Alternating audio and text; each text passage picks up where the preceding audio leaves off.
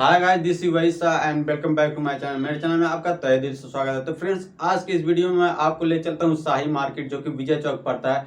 शाही market में क्या होता है फ्रेंड्स कि आपका अगर लैपटॉप डैमेज हो गया, खराब हो गया, डिस्प्ले वगैरह चल गया, तो आपको वहाँ पे अच्छा खासा रिपेयरिंग में वो भी कम दाम में सस्ते में बनाया जाता है। और अगर किसी को नया लेना हो तो वहाँ पे भी अच्छा खासा सस्ते में ले सकता है।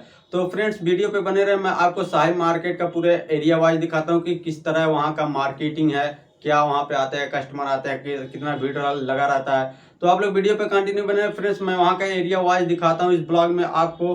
और अगर चैनल पर नया है तो चैनल को सब्सक्राइब भी कर दीजिए और लाइक कमेंट भी कर दीजिए। तो फ्रेंड, मैं चलता हूँ वहाँ पे और दिखाता हूँ। तो चलिए वीडियो को स्टार्ट करते हैं।